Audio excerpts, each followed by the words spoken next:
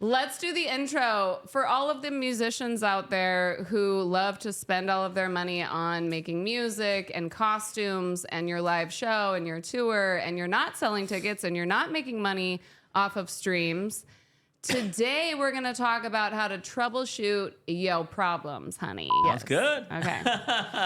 Hello, everyone, and welcome to the House of Royale. I am your host, Rochelle. It is not Rachel. It is Rochelle.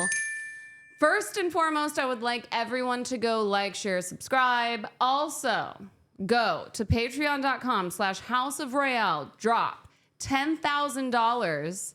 And I give the guest $5,000, but this guy's a millionaire, so I'm just gonna keep all 10. Go to patreon.com/House of Royale. Subscribe for free. It's completely free. You can be a part of the street team. You get exclusive tidbits, mini-sodes, merchandise, song of the month, okay? For all of my paid members, we are literally giving you guys free music, which we're giving the world free music anyway, but still, it is exclusive because we love you. I will see you in a second. Goodbye.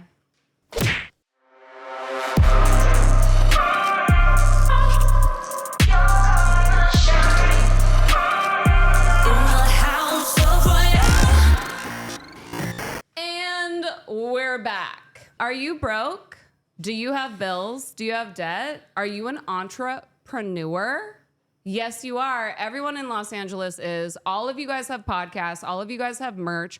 All of you guys have startups. I know you do. And you're on the internet going, how do I scale my business? How do I grow my business? Well, today, we have one of the top multimillionaire entrepreneur. He has built over 10 super successful businesses out here all across the US. He is a public speaker. If you're in the top 1 percentile, you know his name. Please, you guys, give it up for the amazing David Rivero. Woo! Wow, I like that. I like that intro. That was nice.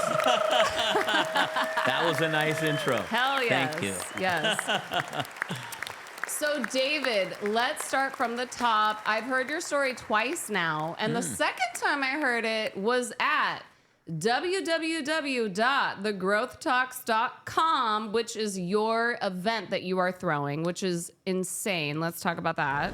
Awesome. Yeah, I throw a monthly mastermind networking event at my home in Beverly Hills, and you attended, and it's a whole bunch of entrepreneurs. Everyone in there are entrepreneurs, people that want to scale, grow their business, make more money, network with like-minded multimillionaires, and just learn and network. Yes. Amen.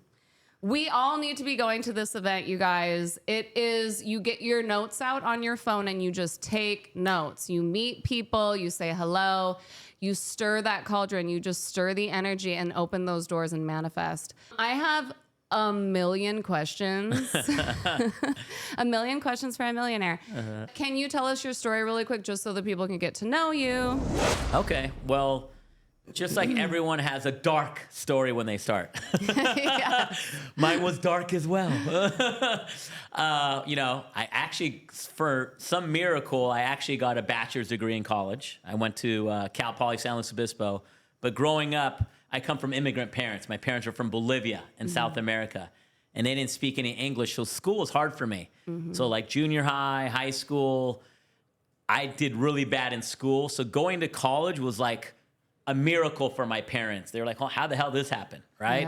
Yeah. So it was a good thing. I graduated, and then when I graduated, I got my first job out of corporate America, and guess what happened? I got fired.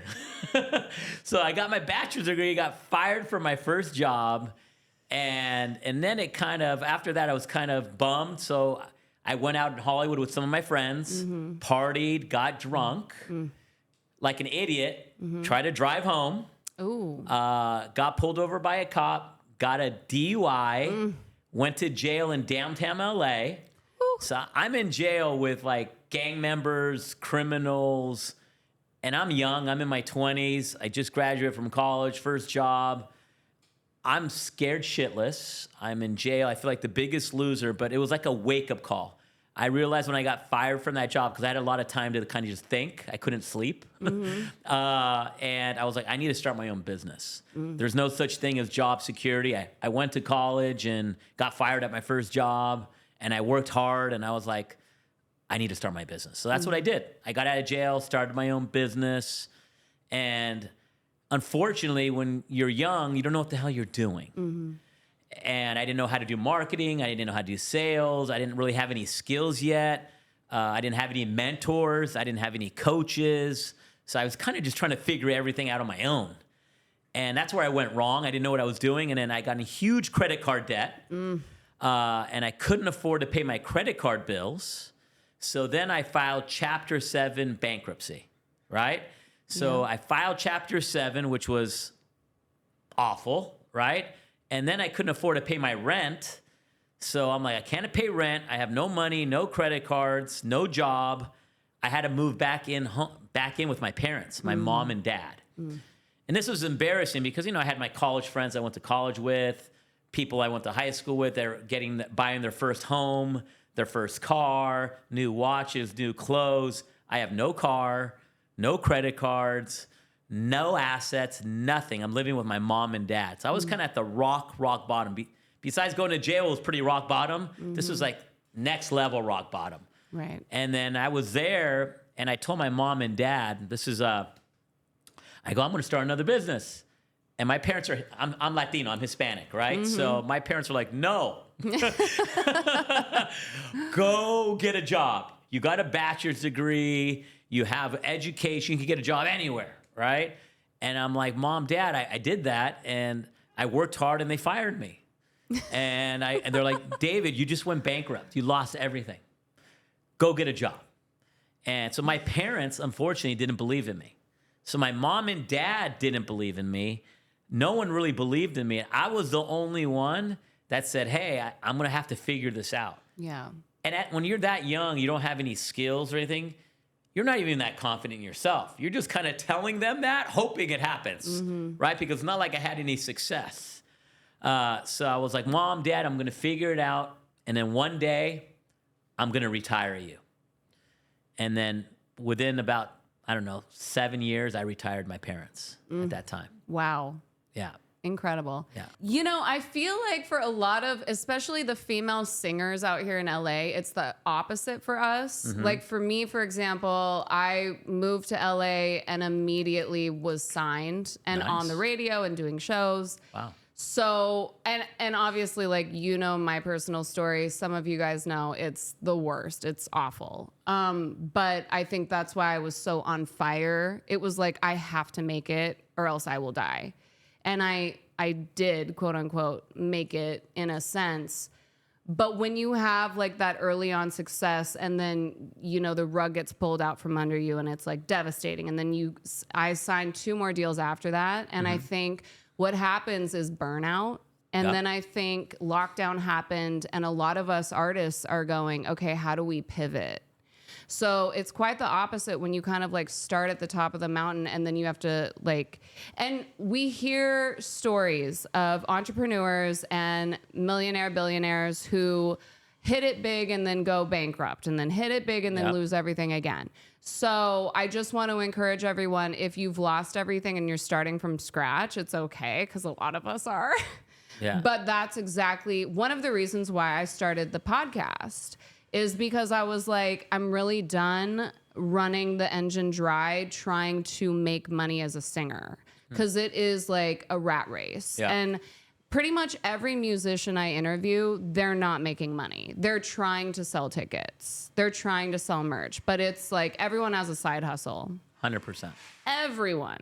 So my first question is, since I'm running a podcast, I have merchandise, I have a show coming up, I'm trying to sell tickets. For somebody like me, I'm really good at social media and I'm really good at like bringing people together and like being the personality or whatever. But what I'm missing is the marketing skills. And I think one of the things that stood out to me that you were saying is like, whatever you're not good at, hire somebody else to do it. 100%. So where do we begin with hiring someone else to do what we cannot? That's a great question. Okay. And every entrepreneur has their skill set. I have my skill set. Everyone has their. You're a great singer, right? You're great at social media. You have those skills. But now there's another skill, like you said, marketing, right? Where that you probably haven't done millions of dollars in campaigns and Facebook ads or Instagram ads or YouTube or TikTok, right? Yeah. So if you haven't, you don't have that skill. Right. Now let's say you hire an agency that works with other singers, other artists, other creators. And that's what they do. They're an agency that their whole goal is they work with creators, they work with musicians, artists, and they market them but paid ads, right? Right. So that's great that you do social. Continue to do that because that's going to grow. But if you want like crazy volume, you got to run ads. Yeah. Right. Because then you're going to get in. Then you're going to get eyeballs because you're paying for it. It's a fact. It's a given. And then if one of these creatives that you do does great, let's say you run ads on Facebook or Instagram, and you spend I'm just simple math, $100 a day, but it makes you $400 a day. That's 4x your money. Right? Yeah. 4 times 30, and that's $12,000 a month, right? You're doing in gross sales, and your cost is only $3,000, right? So you're netting $9,000 a month by just running some ads. That's only $100 a day. Right. But that's why I tell people, hire people that are good at things that you're not good at. Don't try to do everything, right? Because think about it. If you try to learn everything about marketing, let's say running Facebook ads and running content and learning how to do creatives, then your singing is gonna go down. Right. Because you're gonna have to put so much time into learning that skill. Now your core business that actually makes you money, that skill is gonna go downhill. You're not gonna be able to produce songs. You're not gonna, right? Right. There's only so many hours in a day. So I tell people you gotta delegate the things that, number one, that you're not good at, and number two, that you don't like. Right. Right? If you don't like running ads and dealing with creatives and doing all thumbnails and all split testing A/B ads and looking at statistics all day, because that's what running ads is. Right. You're pretty much a stats junkie. And if you're not a computer stats junkie all day, then hire someone that is. Yeah. So I tell people that all the time, like creators, whatever you need to run ads to get to that next level. Unless obviously you're a Mr. Beast. I'm not sure if you know who Mr. Beast is. I do. Okay. Who's like they're under fire right now. Yeah, but I'm just saying, someone like that gets 50 billion views, right? Yeah. If you're posting videos, you get 50 billion, then hey, you don't need to probably run ads. Right. Because you're getting, but there's only a handful of those people out there that Yeah. could get that type of viewership, right? Right. Most of us can't. Yeah. So we have to run ads in conjunction with the social post. Which brings me to another hot topic, which is collabs, especially with people that have huge followings. I mean, that's obviously the goal. When you're running a podcast, it's like if you can get a celebrity here and there, it makes such a huge difference because they have so many eyeballs on them. What is your advice for people who have a list? Like, let's say I have 10 celebrities that I want to reach out to. I honestly, I've had a few of them follow me on Twitter or I'm just gonna say it. Whitney Cummings is one of my top dream collabs. Okay. One of her friends, I'm totally just calling myself out. Jessie Mae Peluso followed me on Twitter a couple years ago and asked me to do her show. Jessie Mae, hello. She told me a couple of times and then kind of dropped the ball. So what is your suggestion with like follow up or even like initiating a DM with a bigger star? Great question. Anytime you're going to do any type of collaboration or joint venture or anything like that with anybody else, you need to show the benefits for them, not for you, right? So if I'm going to collab with you, right, I'm going to show you, if I wanted you to collab with me and I wanted your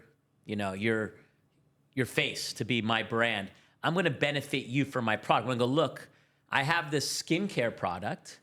This is going to be, you're going to be the face of this skincare product, and you're going to get some profit sharing in this, right? So they have, and this is going to be a special package that only you sell. We're not even going to sell this on our stores. This is exclusive just for you, right? So now this isn't just, an endorsement. this is like a partnership because I custom made a product that's just for you that you're going to believe in because you take this skincare product. It makes you look good. It makes you look younger. It's your baby. That's like more of a partnership. Right. And I don't know if you guys know that's what Michael Jordan did with Nike. Right. And that's how Nike blew up. Right? Yeah. The Air Jordans, right? They did a special shoe, a special line for Michael Jordan, and Michael Jordan is what took Nike to the next level. Nike was getting ready to go bankrupt before they hired Michael Jordan. They weren't doing very well. Yeah. They put all their money and all their load into Michael Jordan, Yeah. and they were like praying that it's going to turn out, right? Right. And it did, right? They hit a home run. You can do the same thing. Creators could go after that high level, celebrity. Yeah. And you got to do something special for them. Don't just have them endorse my water that everyone has access to. Right. Have a special bottle of water that's just for them. Okay, question. What I tend to do without the follow-up, I will take a product that they are already selling. For example, Christina Ricci just came out with a brand new tarot deck. Shout out to Christina. And it's called Cat Full of Spiders. Okay. I pre-ordered it like 6 months ago. So Okay. I had it like the day it came out and did Instagram, TikTok, whatever. Yep. And all of her fans, well, not all of them, but like, I got a trickling of her fans, sharing it, reposting it, whatever. It was very helpful. Yeah. And I knew Christina would see it because she was following people that were sharing it and da-da-da. So is that something that is beneficial to a celebrity, even though they already have a campaign happening for that? Okay, so that is great to lure them in to want to do a deal with you. Is that going to make them a lot of money? Absolutely not. Right? Unless you had 100 million followers. Right. Right? It's not going to make them much money. Right? Right. A couple customers buying, whatever. But what that did do, it brought her in your mind and brought attention to her. Yeah. She's like, wow, Rochelle, this girl's interesting. It piqued her interest. Now you have an intro to go, hey, look, you see what I did here?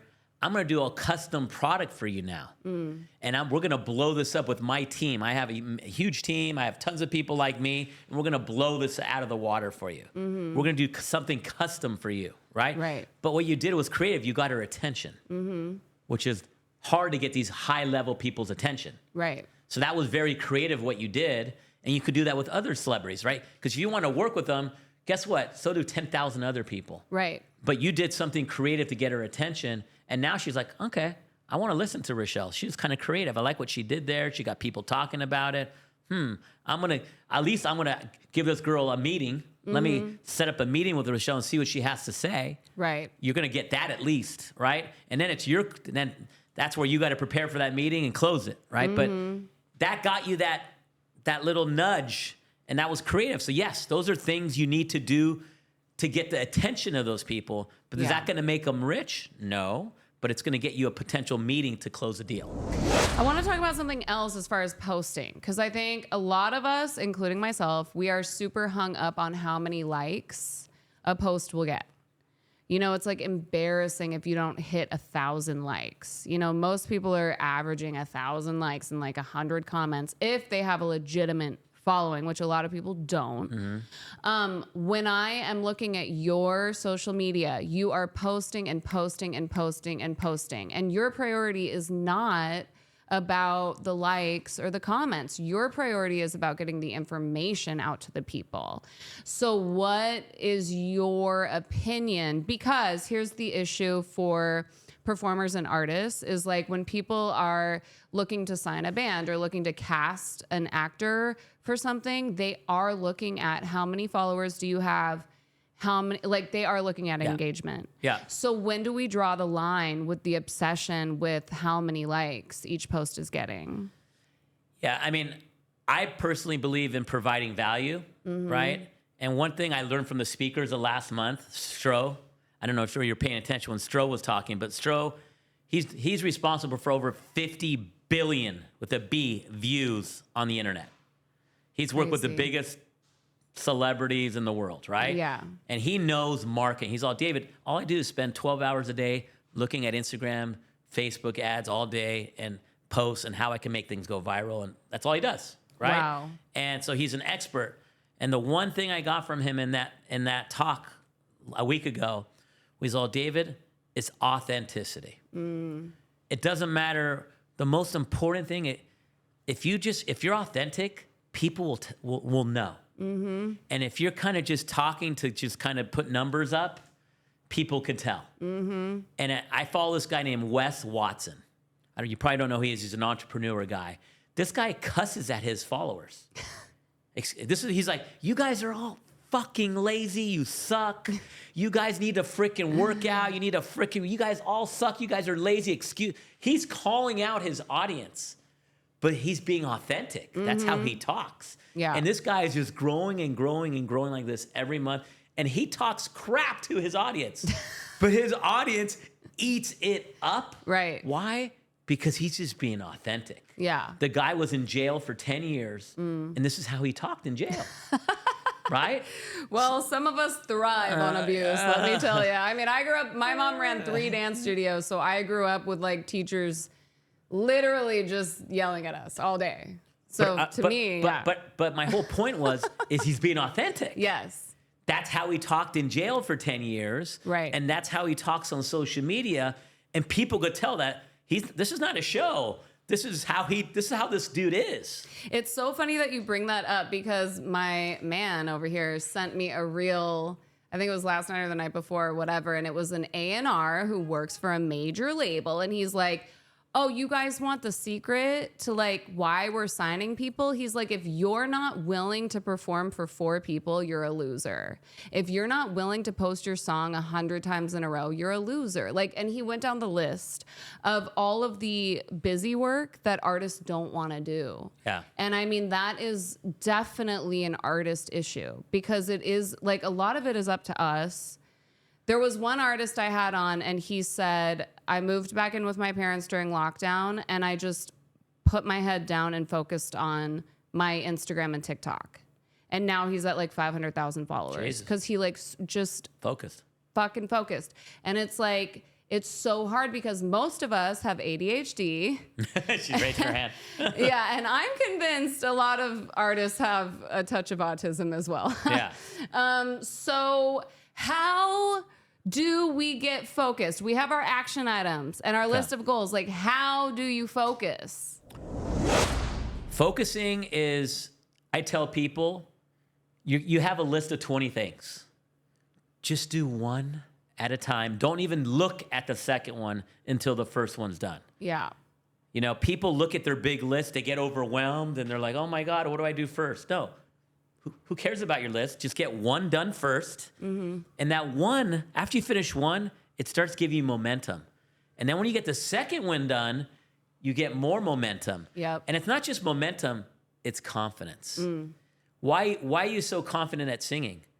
Because you practice. You probably do it when you're in the shower. You probably do it when you're in the kitchen. You probably do it when you're alone. You do it when you're driving, right? You're doing it all damn day. So when you go sing in a performance, you've done this 1,000 times. You're confident as hell. You're like, I'm gonna kill this, right? And that's the same thing with your tasks. Mm-hmm. After you get, it's like anything. After 21 days, everything turns into a habit. So if you do the same task for 21 days in a row, after that, it turns into a habit. Yes. It's like, do you brush your teeth every day?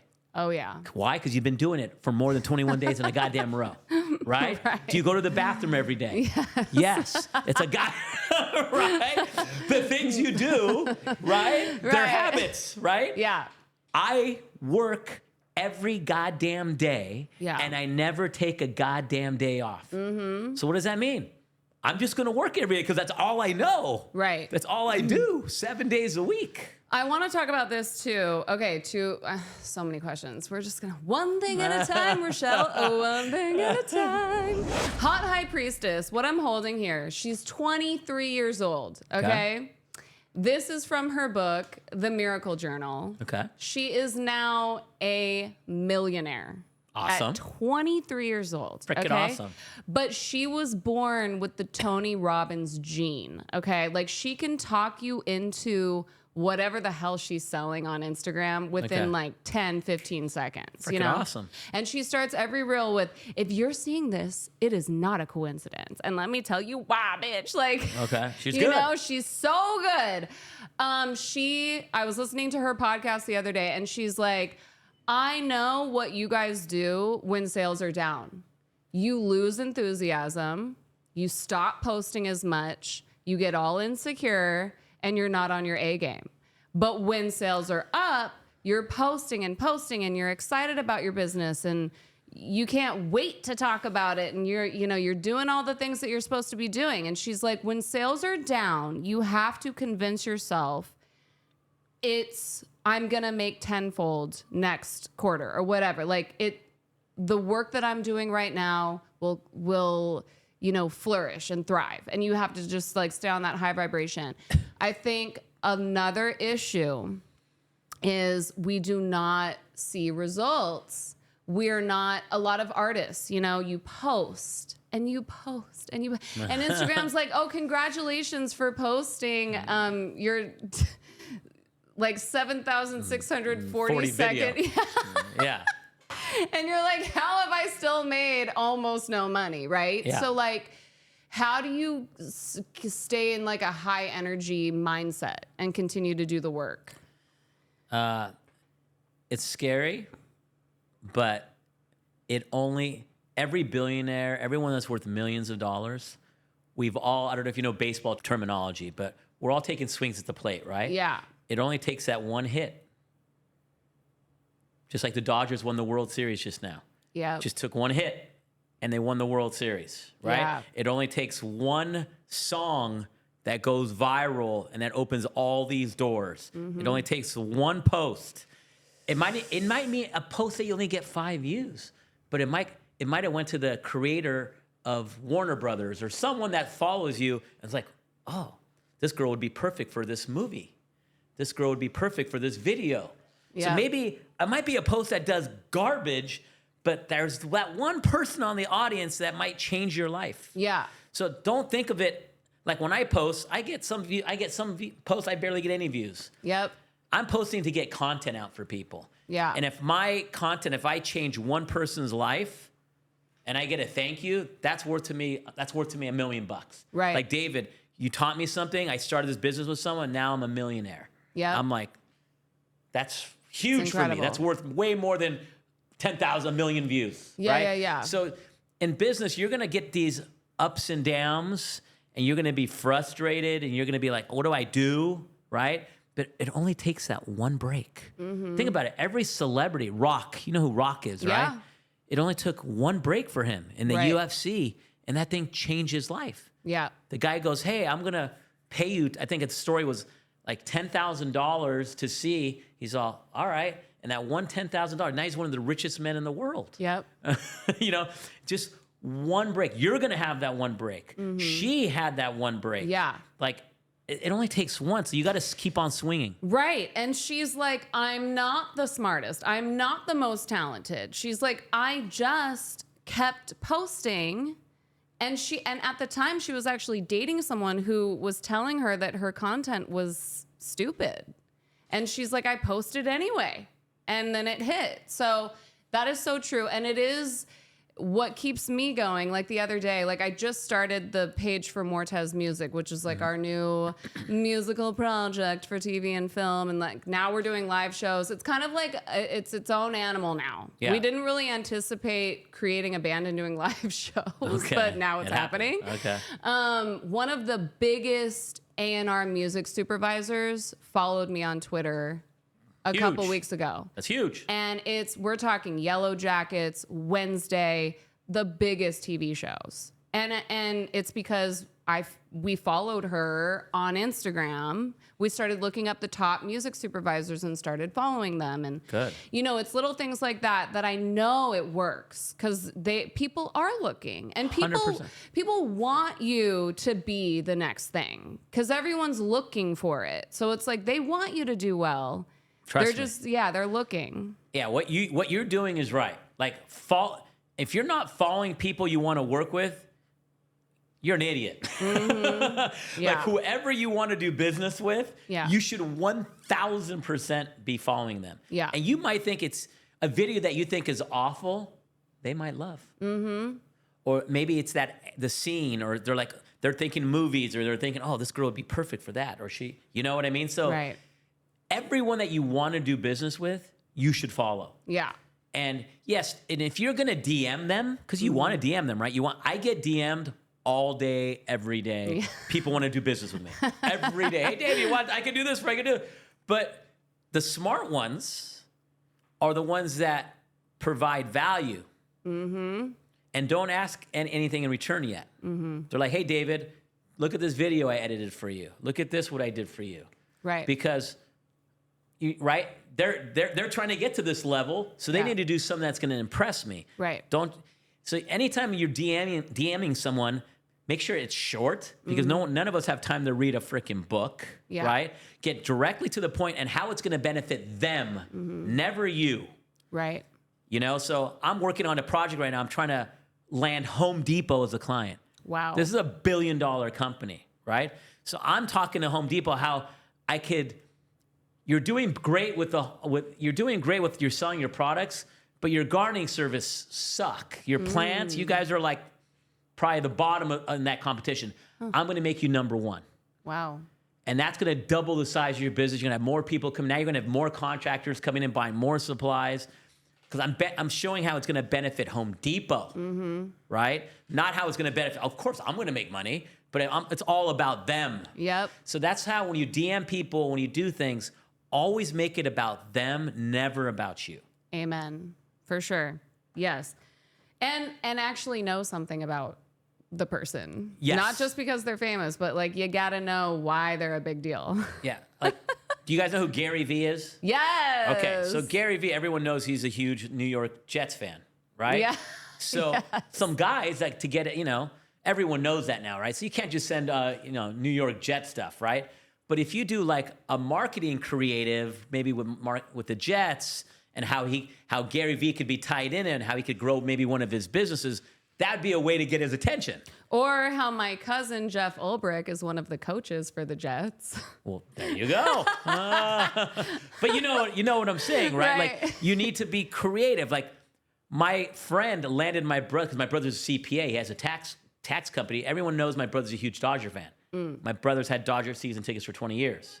So this guy, to get my brother's business, would send my brother Dodger bobbleheads. Because he knows my brother. He found out that my brother collects these. Oh. So he sent him all the ones that my brother didn't have. So he got a phone call with my brother because of that. Yep. So you got to do that extra mile, do that research on that person.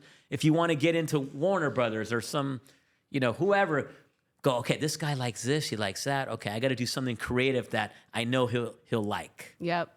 So, and that's what 99% of people don't do. Yeah. The other day, shout out to Letters to Cleo, which is a band from, the song I Want You to Want Me. It's like a rock song. Okay. Rest in peace, Heath Ledger. And, God, what's her name? 10 Things I Hate About You, that movie. Oh, yeah. I know that girl. Okay, Oh, yeah. so 100%. we just performed. You were at the show at NoHo House, right? Yeah. One of the owners, Clay, his wife is that band, Letters to Cleo. Oh, okay. So I went on their website and bought a shirt, and I was like, can you please have Kay sign this? You know what I mean? Yeah. Because it's like, That's like legendary. right. But also she's an A&R. She writes for Disney. Like, you know what I mean? Yeah. So it's kind of like a respect thing too. Not only do I know who you are, can you sign the merch? Because that's what I want people to do for my brand. Like, I want people to buy my shirt and be like, hey, can you sign it? Or, Yeah. and I've had a couple of super fans do it already. This is exactly what we want, is just people to actually do the damn thing and follow through and like really show that you're a fan of what the person is doing. Definitely great advice. I want to know about websites like Fiverr. Can I go on there and hire a young kid to run ads, or what? 100%. So Okay. You can run. There's all these, there's all these websites now. There's Fiverr. There's just so many job sites now where there's independent contractors out there from all around the world, right? So 270 countries around the world, all these independent contractors where labor's cheaper in a lot of different countries, right? And if it's for like a small project, yes, Fiverr's great, right? But if you're looking for someone to run your ad campaign, you want to hire an agency. But these agencies aren't expensive now. Why? Because there's thousands of them. And for them to compete with the other 1,000 agencies, they all have to drop their prices. It's just supply and demand, right? When there's too many agencies and not enough people that need them, their prices drop, right? Yeah. So that's what's happening right now. So you can get a digital marketing agency that knows about creators and artists and building their brands and getting them deals. Find those agencies, and they'll charge you probably 10% of the marketing spend. So let's say you spend $3,000 a month in ads. They'll charge you $300. Yeah. Which is nothing. And guess what's going to happen? Those $300 you're going to pay them, right? You're going to learn so much about marketing. You're going to learn about creatives. You're going to learn. You're actually getting paid to get educated. And now you're going to be able to apply that education to your social media posts. Right. Because right now you're just posting on social media. You're probably doing pretty good. But what now if you have a marketing brain behind that? Because Right. you've learned from these digital marketing agencies how much better your posts are going to go. How many more views you're going to get. How many more followers you're going to get. Because now you're going to have the marketing side of your brain besides your creative side. Right. You need both. It's like I have the marketing side, but I'm not that good at the creative side. So I have my editors, and those people do the creative side. Yeah. I have the marketing business side. Yeah. I think for me, the blueprint is Alex Cooper, the host of Call Her Daddy. It's Whitney Cummings, the host of Good For You. It's Heather McDonald, the host of Juicy Scoop. Like, I'm looking at the women that are running the top podcasts, and I'm like, how similar am I to them? Yes, I'm my own thing. I'm super unique. But also, what are they doing that's working? And, it's been like a year and a half of running House of Royale. And so I think the last and final key is running ads, period. Yeah. Because I think, my demographic is like mostly women, like 25 to 45. And I'm just like right there in that sweet spot of like, okay, now let's set it on fire. And when you're running ads, you got to have something to sell them, right? If you're just running ads to get people to your podcast and your podcast isn't monetized with ad revenue, you're going to lose money. And I suggest you not to do that, right? You need to have a product or service to sell. So let's say you spend $3,000 a month in ads, right? And you have a product or service, something you're selling that creates $4,000 in sales. That's great. You're making money. It's not a lot of money, right? You're making $1,000. You're spending $3,000. You're making $4,000, but your name's getting out there. So next month, you'll probably spend $3,000, and then next month, you'll probably make $5,000. Your name's getting more out there. You're getting more subscribers. You're getting more followers. And it's just going to grow and grow over time. You're not going to hit a home run your first month. It's not going to happen. Right. So, okay. For products, for a podcast, I mean, we have the merch and then we have music. So is that not, do we need a different type of product? So focus on your music, right? Your merch, anything related to things that in the music space, right? Maybe it's a subscription to, you recording. Like, hey, this is me training, I'm going to give you access to this. Only the people that are subscribed to my monthly membership that pay $97 a month, you're going to actually see me rehearsing. You're going to see the behind the scenes. Right. Right? And you give them behind the scenes access for $97 or whatever. I'm just throwing a number out there. Well, yeah, like for Patreon, for example, like I have paying patrons, which is amazing. Like when I first started my Patreon, I was like, who the fuck? No one's going to sign up for this. But people actually do because they love the show. And so it's like, okay, that would be something that I would definitely promote is like, look, you can join for free, but with the membership, here's what you get. So I'm already selling that. Okay, good. And then the website store is connected to Printful instead of Shopify. I was going to have a guy, he was like, look, pay me $300. I'll set up your Shopify and I'll help you sell your product. I then talked to someone else and she's like, I know him, don't do it. I don't trust him. Okay. So I didn't do it. Okay. And I signed up with Printful instead, and now I have nobody running my shit. So what is the suggestion there? Is Shopify better? So I have a Shopify store. I have my own proprietary stores as well. But Shopify, the great thing about it, it's easy. And it's all done for you. Templates are done for you. It's literally drag and drop. Upload a couple pictures here, your products, your SKUs, shopping carts built. Everything's done for you. Yeah. Right? And it's cheap. It's like $30 a month. Right? So it's cheap. Everything's built for you, the merchant processing. But yes, if you're not a website person, you're going to have someone manage it. Yeah. Right? Because you want to probably focus on singing and doing that. Well, no, I mean, I know how to do it all now because I did it all myself. Okay. So like I set up I just added another piece of merchandise from Printful to the website. So I know how to do it. Okay. So that's good. So knowing how to do it is one thing, right?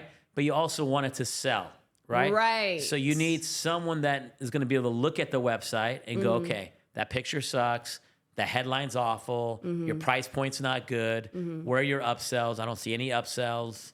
What's your confirmation email say? Do you have any email newsletters going out following up with these people? Right. There's all these things where you're leaving money on the table. Yeah. Right? You're spending all this time getting people to your store, people to your podcast, people to your social media handle. You need to monetize all those leads that come in. Yeah. Right? That's when running ads makes sense. You don't want to start running ads until you have these things in place. Yep. Like when I run ads, I have email in place. I have newsletter. I have emails that come into the people that didn't buy.